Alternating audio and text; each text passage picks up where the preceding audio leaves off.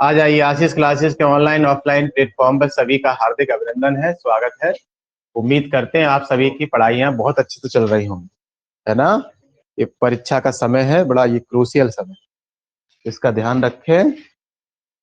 पूछना है ये वाला? देखो भाई, इनका एक क्वेश्चन है, अभी कराते हैं, है ना। टॉपिक पे आ जाते हैं। वेक्टर प्रोडक्ट आज हम शुरू कराने का प्रयास करेंगे। तो एक्सरसाइज करा रहे थे 10.3, उसमें से जो क्वेश्चन नहीं बन पा रहे हैं बता रहे हैं। 15वां क्वेश्चन नहीं आ 16 ऐसा ही है। 16वें से पहले किसी का कोई सा भी क्वेश्चन ड्रॉप आउट हो रहा हो तो पूछ, ईमानदारी से बता दें। एक्सरसाइज चला रहे थे 10.3 और 10.3 में क्वेश्चन नंबर 16 ऐसा ही है। एनसीईआरटी क्लास 12, है ना। और एक्सरसाइज 10.3 का 16वां ऐसा ही है। 16 से पहले मैं सभी करा विधिवत करा चुका। ओके बेटो, आपका 20वां अभी मैं करा पढ़ो 16, पढ़ो लाला 16 पढ़ो बेटा। हाँ, दिखाइए कि बिंदु, हाँ दर्शाइए, दिखाइए, सत्यापित कीजिए, जरा प्रदर्शित कीजिए, कुछ भी शब्द बोल दे। 1 मिनट। दर्शाइए कि बिंदु कौन कौन से?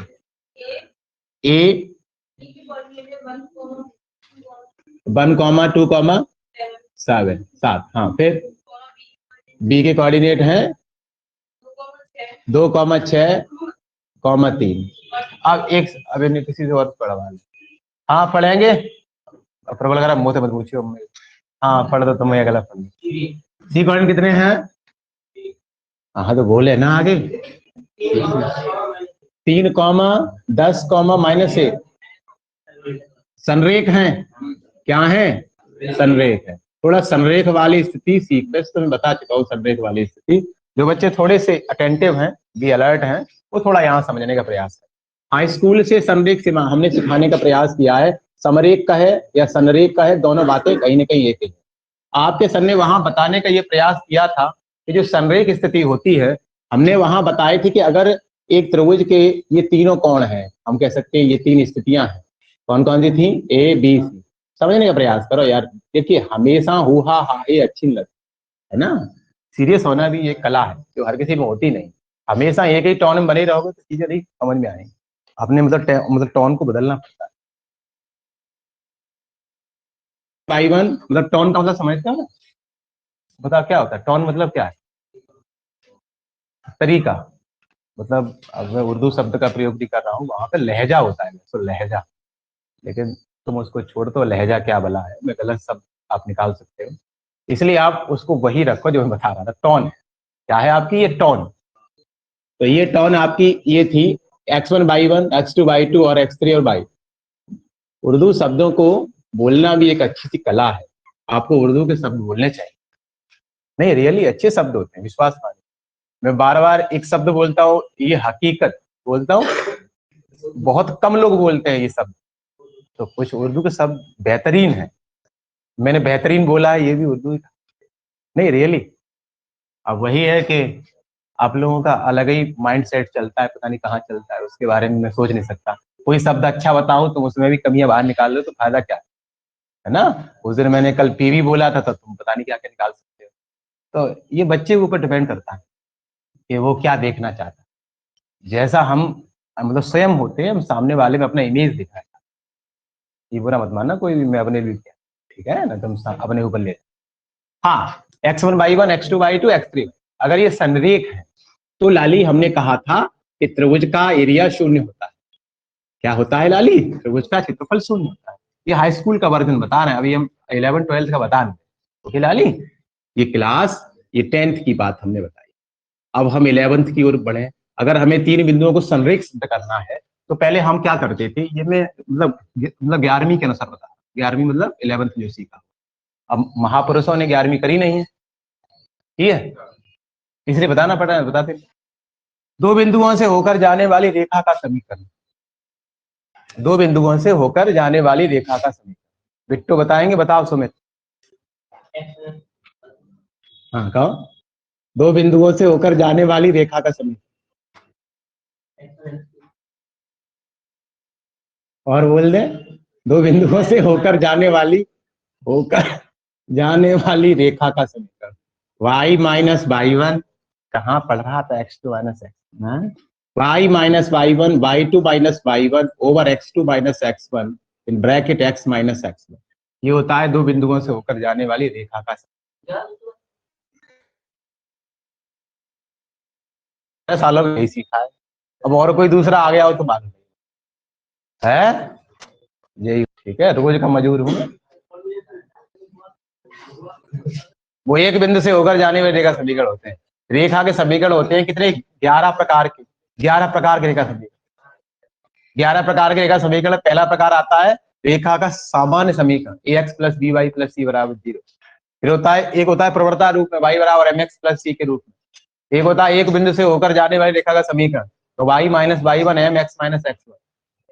तो हर प्रकार के समीकरण है, तो हम जो पूछ रहे हैं उसको जवाब दो, अननेसेसरी जवाब मत दो। हम कह रहे हैं कि दो बिंदुओं से होकर जाने वाली रेखा का समीकरण कितना होता है, ये सामने लिखा है। ठीक है लाली, तो अब हम क्या करेंगे, किन्हीं दो बिंदुओं से होकर जाने वाली रेखा का समीकरण निकाल लेंगे। हम कौन कौन बिंदुओं को यूज कर लेंगे, ए बिंदु को यूज कर लेंगे और ये सी बिंदु को यूज कर लेंगे। ए कोऑर्डिनेट कितने हैं लाली, x1 वाई वन, और सी कोऑर्डिनेट कितने हैं लाली, x3 वाई थ्री। इनको रख देंगे, इनको रखेंगे तो एक इक्वेशन मिल जाएगा, इक्वेशन सॉल्व होके मिल जाएगा, नहीं मिल जाएगा। अब क्या करेंगे, अब मैं आपसे एक बात, ये मैं 11वीं करा रहा हूँ, कौन सी करा रहा हूँ, 11वीं। तो अब मैं क्या करने वाला हूँ, इस समीकरण में ये बिंदु जो है इसी के ऊपर तो स्थित है, तो उस समीकरण के को संतुष्ट करेगा, उस समीकरण को ये संतुष्ट करेगा। अर्थात जो ये हमें इक्वेशन मतलब प्राप्त हुआ, उसमें हम भुज की जगह x2 रखेंगे और कोट की जगह क्या रखेंगे, y। कुछ बात समझ पाए, कुछ बात समझ पाए, कुछ बात समझ पाए, फिर दोबारा समझा रहा हूँ। किन्हीं दो बिंदुओं से होकर जाने वाली रेखा का समीकरण निकाल लेंगे। सबसे पहले एक बिंदु जो रहा शेष, उस बिंदु को रेखा के समीकरण में वेरीफाई करा, संतुष्ट करा दें। संतुष्ट कराने से अगर ये बिंदु एक ही रेखा में है तो इसका आंसर शून्य आएगा। इसका आंसर क्या आएगा, इसे बोलते हैं, ये तीन बिंदुओं से करा, ये इसको संरेख सिद्ध करने के एक तरीका है जो मैंने आपको बताया। लेकिन ये तरीका ये काय के लिए है, मतलब क्लास 11, तो इसको भी नहीं सीखना, इसको भी नहीं सीखना। तो सीखना क्या है, एक पूछा सीखना क्या है, सीखना है ये जो मैं आपको बताने का तैयार। फिर ये क्यों सिखाए, ऐसे ही करा देता हूँ, मन में आया तो करा देता। जो पढ़ने वाले हैं वो सब समझते हैं कि सर क्या समझाना चाहते। तो आज हम आपको तीन बिंदु संरेख सिद्ध करना सिखा रहे हैं, ओके, वेक्टर मेथड से। ओके, कौन मेथड से, ये वेक्टर मेथड, ये अलग प्रकार के मेथड, उनकी बात नहीं कर रहे, ठीक है लाली। तो अब यहाँ देखने का सब लोग प्रयास करें। आपके सर ये कहने का प्रयास कर रहे हैं कि एक बिंदु ए रहा होगा, एक बिंदु बी रहा होगा, एक बिंदु क्या रहा होगा, सी। एक ही कोऑर्डिनेट कितने हैं लाली, 1,2,7। इससे मैं अब बनाना चाहता हूँ पोजीशन वेक्टर, स्थिति सदिश। कितना बनेगा, आई जे के का गुणा करके जोड़ते हुए लिख दो, तो लिख दो लाली 1i, है ना, लिखूं डायरेक्ट, आई कैप 2j कैप और ये 7k कैप। डन। बी के बता दो, बी के नहीं, वो कॉमा मत बताओ, एकदम बताना, 2i cap 6j 3k। Is that clear. C के बता दो लाली, 3i की, फिर ये 10j cap minus k cap. Done है, हमने इनसे पोजीशन वेक्टर बना लिए। ओके, अब हमसे ये कहने का प्रयास करता है जो बच्चा समझदार होता है, यहाँ संरेख की स्थिति होती है। संरेख का मतलब होता है एक सीधी रेखा, एक सीधी रेखा में। अब यहाँ संरेख के लिए कंडीशन क्या हो जाएगी, जो बच्चे समझदार है वो शायद थोड़ा यहाँ ये समझ लेगा कि ये हो सकता है ए बी बराबर ए सी हो सकता है। अगर बी इसी बिंदु पर होगा तो क्या ए बी बराबर ए सी हो सकता है, या इस चीज को हम लोग ऐसी भी कह सकते हैं, ए सी बराबर बी सी। ए सी बराबर क्या हो सकता है, बी सी। एक ही सीधी रेखा में है ये सब, एक ही कैसे रेखा में, सीधी रेखा में।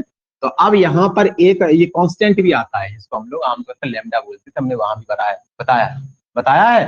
तो एक तरीका तो ये, एक ऐसे भी कर सकते हैं। दूसरा परसेप्शन इसका, अगर हम एक और विधि से करने का प्रयास करें, एनडीए के प्रकार से कराने का प्रयास करें, तो इसको हम ऐसे भी लिख सकते हैं, ए सी को क्या हम A B plus B C लिख सकते हैं बेटिया।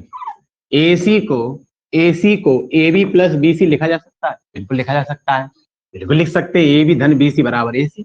तो हम इस प्रकार से भी संरेख सिद्ध कर सकते हैं। मैं एक से कराऊंगा, एक से आप अपने आप कर लेंगे, वैसे करना एक से ही है ना, हमें इन दोनों में से एक से ही करना। तो आमतौर से किसी से कर लो, कोई फर्क पड़ता नहीं। ठीक है लाली, इससे करा ले या उससे करा ले, हम किसी से भी करा सकते हैं। तो पहले AC निकालना पड़ेगा। अब क्या निकालना पड़ेगा? AC निकालने के लिए हमें इसमें से घटाना पड़ेगा, है ना, C की PV माइनस A की PV, फिर C की PV माइनस B की। अब तो कर ही सकते हैं, अब कर लेंगे। यहाँ पर मैं करा ही रहा हूँ, यहाँ पर AC निकालें। AC वेक्टर कितना निकलेगा? C की PV माइनस B की PV, C का पोजीशन वेक्टर माइनस A का पोजीशन वेक्टर। तो C की PV कितनी है लाली? C की PV ये रही, A की PV कितनी है लाली? ये वाली। तो कितना हो जाएगा? ये कितना घटेगा? 2i करूं डायरेक्ट, घटाते हुए, घटाते करूं डायरेक्ट, तो 2i कैप। फिर लाली कितना हो जाएगा? ये 10 में से 2 जाएंगे, 8j कैप। फिर कितना बचेगा? माइनस के 8 के कैप हो जाएंगे, माइनस का 1 माइनस के 7 का। मैंने ये लिख नहीं पाया, अगर चाहो तो मैं लिख के बता दूं, लिख के दिखा दूं, डायरेक्ट कर दूं। तो ये रहा वेक्टर AC, ये क्या रहा लाली? Vector AC। अब वेक्टर AC हो चुका है, वेक्टर BC और निकालना है। अब वेक्टर BC का मान निकाल के बताइए कितना हो जाएगा? C की PV है, 2 कॉमन तो कहीं भी जा सकते हैं। वेक्टर BC की वैल्यू निकालेंगे तो C की PV माइनस B की PV, C की PV माइनस B की PV। Good morning sir, good morning sir.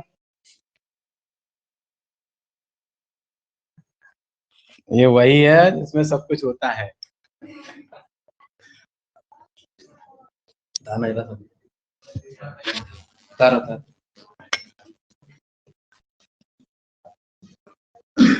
मैंने आपको बता ही दिया है कि एक्चुअल में हम लोग सॉल्व कैसे करेंगे, वो मैं आपको सॉल्व करना सिखा ही चुका हूँ। बेसिकली उसी चीज को थोड़ा सा आगे बढ़ाने का प्रयास करते हैं। 16 तक अब हो चुके हैं, 16 से पहले कोई समस्या है तो पूछ बताओ। इसमें सोच के बोलना पड़ता है, उसमें तो मन में ऐसा कुछ तो कोई फर्क नहीं, रिकॉर्ड तो हो नहीं रहा, बोलना पड़ता। तो अब शब्द बोलूं कि ना बोलूं, इसलिए ठीक है, इसमें तो उतना ही बोलूंगा। सीने से आ जाए, अब टॉपिक पे आ जाए। लाला कौन चल रहा था बेटा? 16 से पहले कोई पूछना, जल्दी बता दो। 16 से पहले कोई सा भी पूछना, जल्दी बता दो। हो गए सभी? 17 आ जाऊं? आ जाऊं 17 हो गया? ईमानदारी से झूठ ना बोले कोई भी। बिट्टो, बेटा, बिटिया, पक्का? बिट्टा, बिट्टा भी कहते हैं हमारे उधर, है ना। 17 का है, 17 हो गया। 18 देखिए, 18 क्या था लाला? हाँ, समकोण त्रिभुज वाला था ना। तो समकोण त्रिभुज वाला तो हमने पहले ही करा दिया था कि सबसे पहले आपको जो भुजाओं के उनके PV निकालने हैं, पोजीशन वेक्टर निकालने हैं, उन्होंने क्या निकालने हैं? मॉडुलो निकालने हैं। और जो सबसे बड़ा निकल के आया उसका वर्ग शेष वर्गों के भुजाओं के वर्गों के योग के बराबर। तो पाइथागोरस प्रमेय का फॉलो करेगा, और फॉलो करेगा तो समकोण होगा। क्या होगा लाली? 18 देख लो। 18 नहीं आया बता रहे हैं ना, 18 देख। शून्येतर, ये शून्येतर आ गया, ये हमने कल बताया था। शून्य के इतर, शून्य के इतर। अब पढ़ो शून्येतर। F पढ़ा बेटा, F वेक्टर A का परिमाण, ये शून्येतर है ना, ये क्या है? शून्येतर, शून्य के इतर, शून्य नहीं है। फिर कह रहा है A का परिमाण, वह A का परिमाण दिया है, वह A का परिमाण, A का परिमाण। तो परिमाण कब होता है? Magnitude, that means modulo A। कितना दिया लाला? A। बेटा प्लीज समझने प्रयास करो, इसका परिमाण कितना दिया लाला? A दिया। ओके, और A कौन नंबर? स्केलर के वेक्टर? अदिश है, परिमाण अदिश निकल के आएगा। कहाँ दिमाग है तुम्हारा? अदिश ही निकल के आएगा। उन तीनों के वर्गों के योग का वर्गमूल, उन तीनों मतलब IJ के, ठीक है, उन तीनों आ गए। अब बता कितना कह रहा है फिर? हाँ, लैम्डा एक कैसा है? शून्येतर अदिश। शून्येतर का मतलब है ये भी शून्य नहीं होगा, ये भी क्या नहीं होगा? शून्येतर अदिश। क्या कह रहा है? तो लैम्डा वेक्टर ए एक मात्रक सदिश है। कौन सदिश है लाला? मात्रक सदिश। अब मैं पूछना चाहता हूं कि मात्रक सदिश किसे सुमित बताएंगे?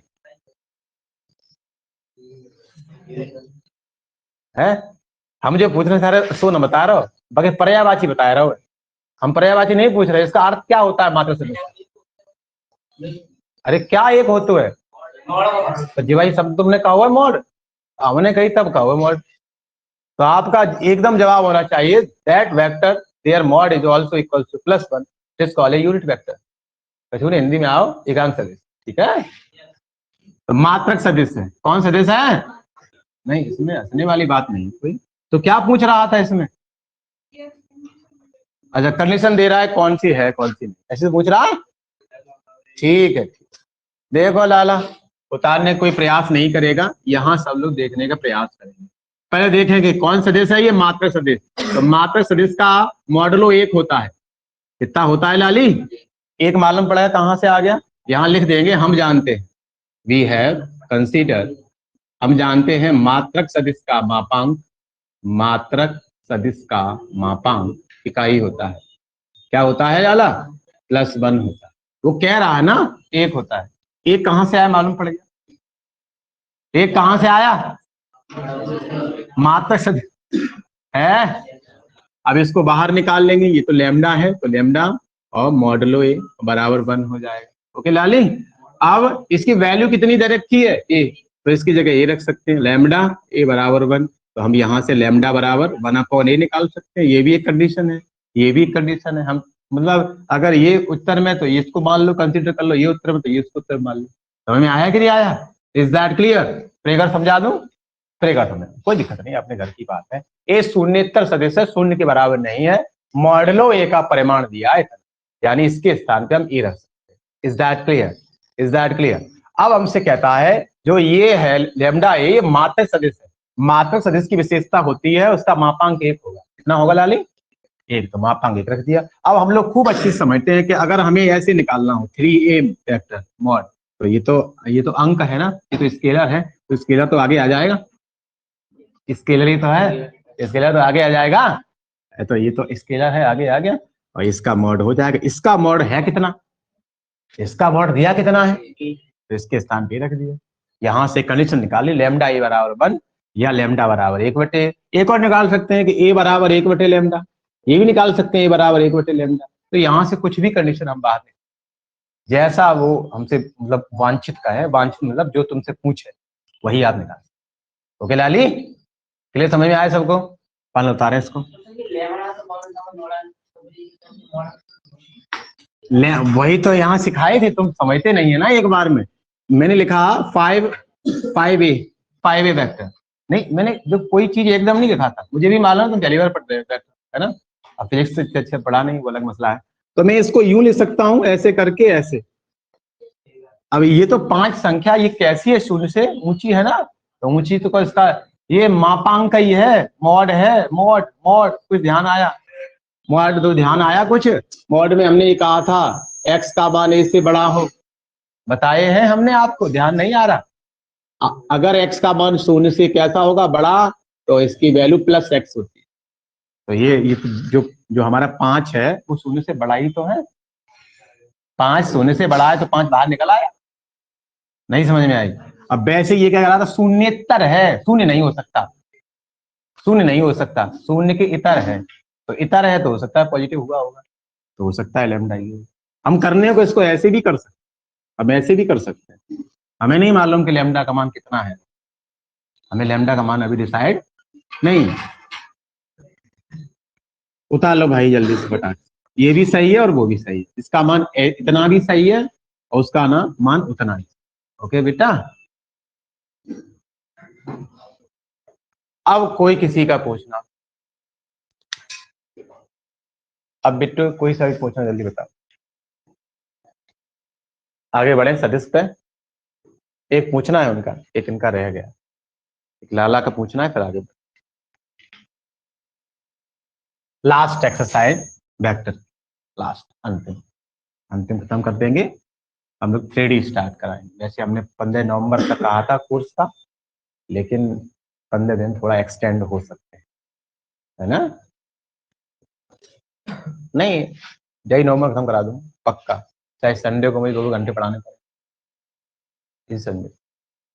अब देखिए, मैंने 15 दिन का तो पहले भी 15 नवंबर तक आपसे बोला था, 15 नवंबर तक कोर्स कब कराऊंगा, लेकिन किन्हीं कारणवश हो जाता है। देखो दिवाली वगैरह छुट्टी निकल गई, 5 छुट्टियां निकल गई, और उस दौरान हमारे सामने क्राइसिस कुछ आ गए, तो ऐसे भी हो सकता है।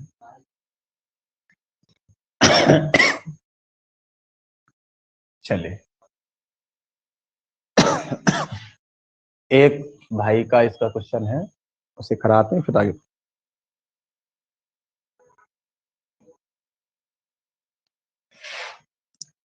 अब तो ऑनलाइन पढ़ने में अच्छा लगने लगा होगा। हम्म सभी घटी आ जाओ, सभी घटी डालेंगे, एक साथ देखेंगे। आ जाए प्रबल जी। 18 क्वेश्चन, सॉरी कौन सा था लाली लाला? एक में क्वेश्चन है भाई, पढ़ लेना। पढ़ा। यदि वेक्टर ए, ऊपर देखने का प्रयास करना, if vector A comma vector B comma vector C, हाँ हाँ बस इस बात को रिपीट करो, तब इन्हें इफेक्टिव और समझ जाएगा। बराबर परिमाण के, अब बस रुक जाओ, पहले तो करा इनके परिमाण बराबर, अब परिमाण बराबर इनके मापांक बराबर, तो कर दूं बराबर। हाँ बराबर परिमाण, कौन परिमाण? बराबर परिमाण।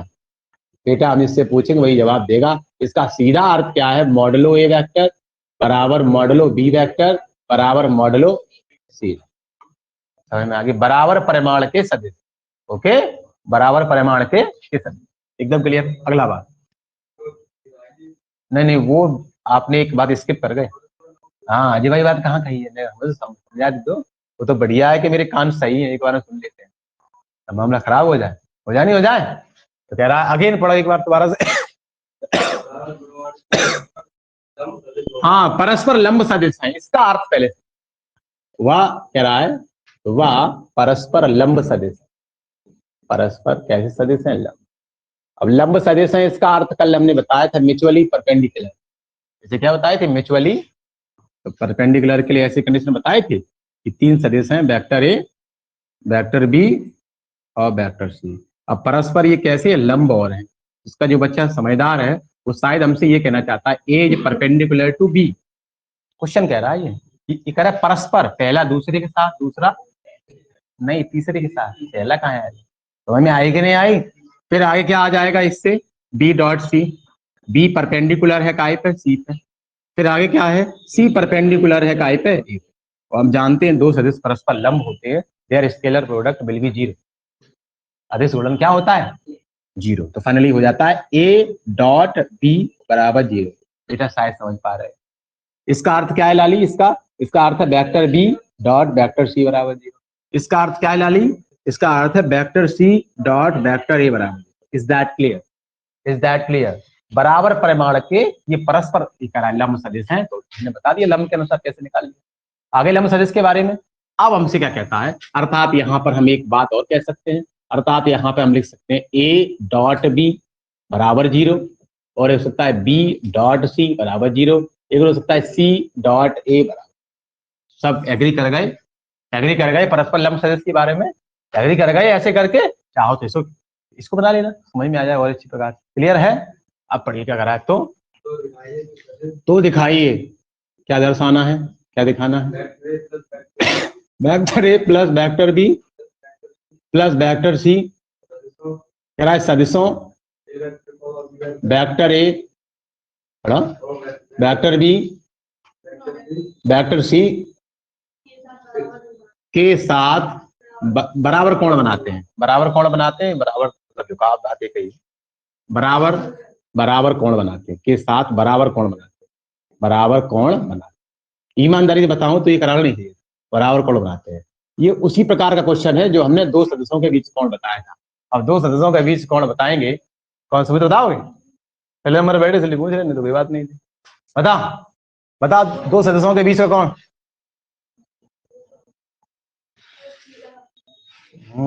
उथल पुथल है भैया, उथल पुथल समझते हो? उथल पुथल। बता विशाल क्या होता है? दो सदस्यों के बीच का कोण सिद्ध करा है, cos थीटा बराबर दोनों का scalar product upon their mods, upon their, भूल जाए तुम लोग, है ना?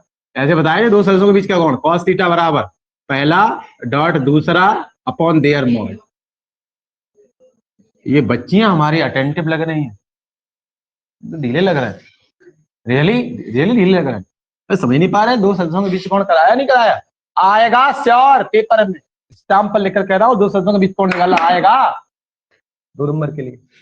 कौन निकालना आती है, बड़ी समस्या। बताया ना फायर सामने बैठा सबसे आगे, समझ में आई कि नहीं आई? Is that clear? ए लाली खुशी ऊपर देखो, इसके साथ ही इक्वल इक्वल कौन बना। तो बिटिया रानी अब मैं एक काम करा सकता हूं और सभी नहीं करा सकता। मैं क्या करने वाला हूं, मैंने इसको पहला सदस्य मान लिया, इसको अगला सदस्य मान लिया, तो मैं इसके और इसको एक साथ कोण बना के बराबर बता दे रहा हूं। आप अपने मतलब घरों से जाकर इसका इसके साथ एक कोण निकालोगे, फिर आप इसका इसके साथ एक कोण कर लोगे, निकल लोगे। एक कोण मैं निकलवा रहा हूं और ये शेष दो अपने आप। Is that clear? आ जाओ लाली, इधर देखेंगे जो बच्चा समझदार होगा, और डायग्राम से मैं आपको बनवा दूं। पहला सदस्य, ए लाला, ए मोहन, ए बाबू, बाबू कह के उसका मन फूल जाता है थोड़ा सा।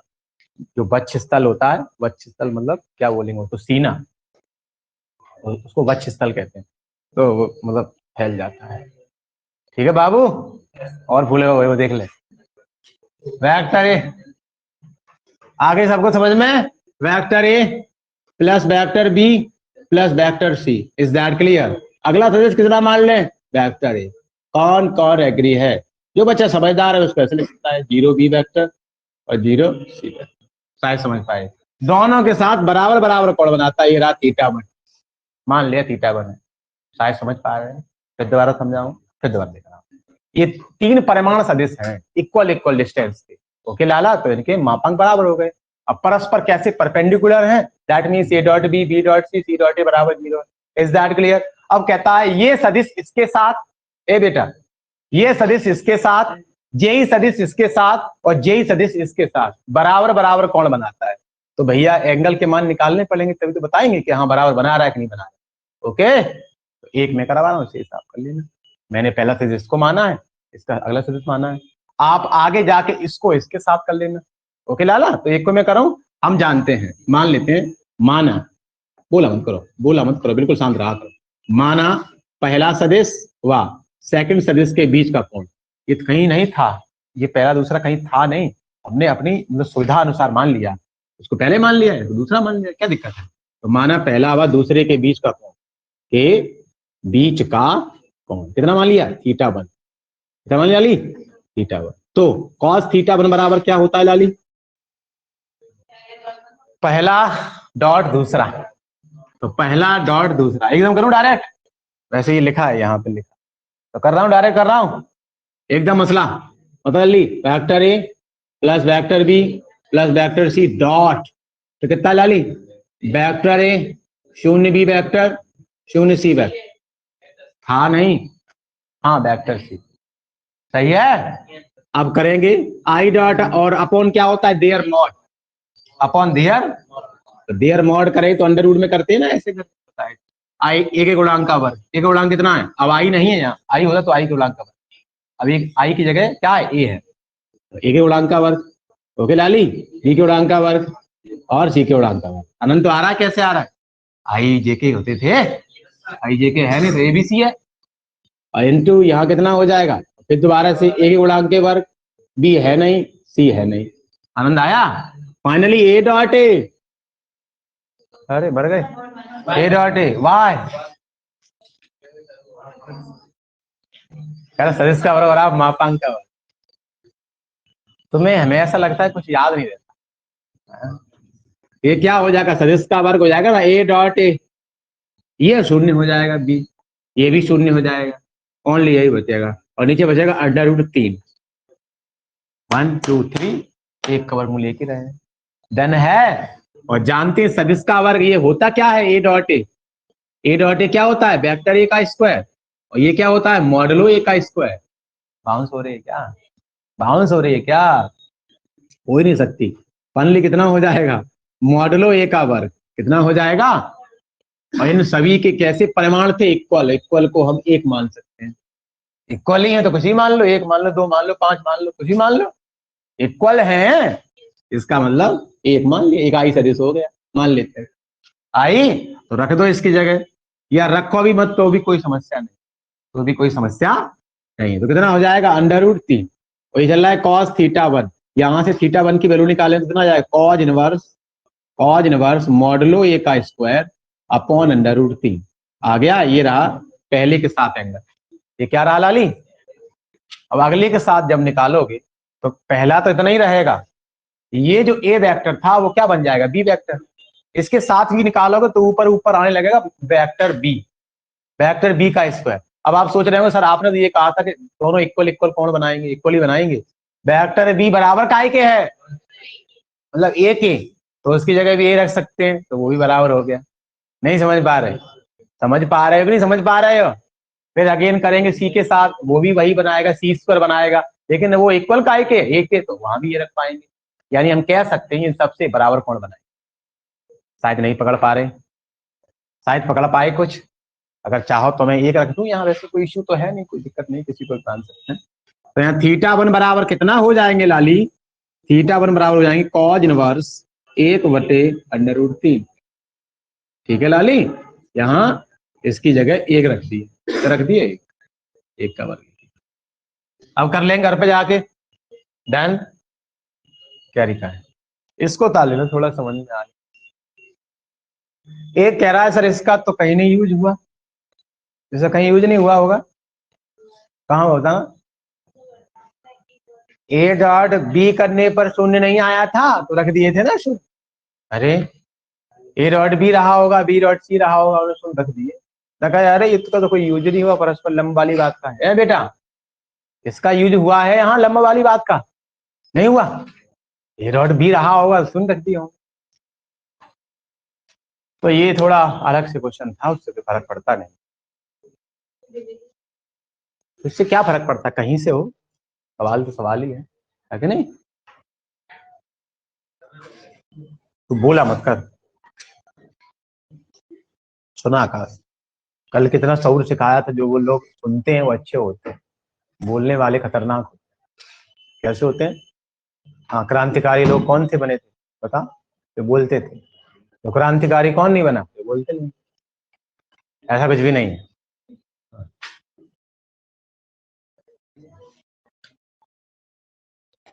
लिखो सरेश गुणन कोचिंग है। क्या बज गए, 8 बज गए पक्का, पूरा बज गए।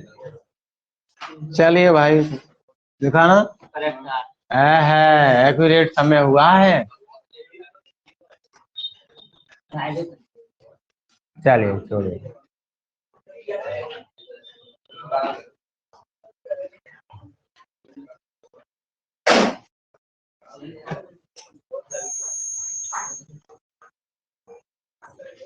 नहीं दादा, सॉरी, गड़बड़ कराएंगे क्या।